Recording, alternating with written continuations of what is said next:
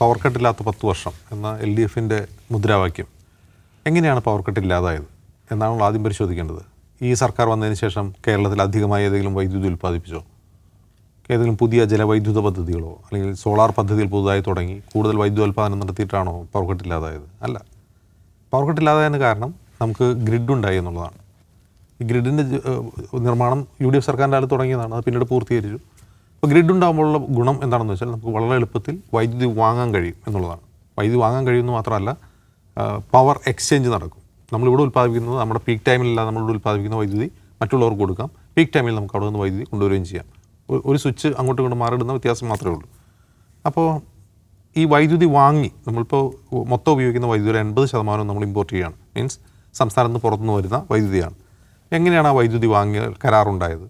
അത് ആര്യാടൻ മുഹമ്മദ് വൈദ്യുതി മന്ത്രിയായിരുന്നപ്പോൾ ഒപ്പിട്ട ഒരു കരാറാണ്. പക്ഷേ ആ കരാർ പ്രകാരം UDF സർക്കാർ വൈദ്യുതി വാങ്ങിയിട്ടില്ല. അതുകൊണ്ടാണ് ആ സമയത്ത് പവർ കട്ട് ഉണ്ടായത്. അത് ഒപ്പിട്ടു എന്നുള്ളത് ശരിയാണ്. പിന്നീട് MM മണി വൈദ്യുതി മന്ത്രിയായിരുന്ന സമയത്ത് ഒന്നാം പിണറായി വിജയൻ സർക്കാരിൻ്റെ അടുത്താണ് ആ കരാർ പ്രകാരം വൈദ്യുതി വാങ്ങാൻ തുടങ്ങിയത്. അപ്പോഴാണ് നമ്മുടെ നാട്ടിൽ പവർ കട്ട് ഇല്ലാതാവുന്നത്. ഓക്കെ. അപ്പോൾ ഈ പവർ കട്ടില്ലാതെ 2016 മുതൽ ഏതാണ്ട് 2022-2023 വരെ നമ്മളിത് പവർ കട്ട് ഈ വൈദ്യുതി വാങ്ങി പവർ കട്ടില്ലാതെ കേരളം മുന്നോട്ട് പോയിക്കൊണ്ടിരിക്കുമ്പോഴാണ് വൈദ്യുതി റെഗുലേറ്ററി കമ്മീഷൻ നിലവിൽ നമ്മൾ വൈദ്യുതി വാങ്ങിക്കൊണ്ടിരുന്ന കരാറ് പ്രൊസീജിയറുകൾ പാലിച്ചല്ല എന്ന് കണ്ടെത്തുകയും അത് റദ്ദാക്കുകയും ചെയ്തു. പ്രൊസീജിയറുകൾ പാലിച്ചല്ല എന്ന് പറഞ്ഞാൽ റെഗുലേറ്ററി കമ്മീഷൻ അനുമതിയില്ലാതെയാണ് ഈ കരാർ ഒപ്പിട്ടതെന്നായിരുന്നു ആ കമ്മീഷനെ കണ്ടെത്തൽ. ഇപ്പോൾ നമ്മൾ റെഗുലേറ്ററി കമ്മീഷൻ എന്ന് പറയുമ്പോൾ എന്തോ കോടതിയാണെന്ന് വിചാരിക്കരുത്. അത് പൊളിറ്റിക്കൽ നിയമനമാണ്. TK ജോസ്, റിട്ടയർഡ് IAS ഉദ്യോഗസ്ഥനായ TK ജോസ് ആണ് അതിൻ്റെ അധ്യക്ഷൻ.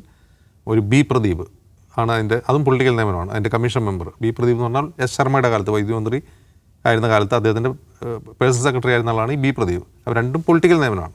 അപ്പോൾ പൊളിറ്റിക്കൽ നിയമനം നടത്തുന്ന ഈ കമ്മീഷൻ കണ്ടെത്തുകയാണ് ഇത് പ്രൊസീജിയർ പാലിച്ചത് റദ്ദാക്കണമെന്ന് പറയുന്നു. പിന്നീട് ദീർഘകാലത്തെ വാദത്തിനുള്ളിൽ അത് കരാർ പൂർണ്ണമായി റദ്ദാക്കുന്നു.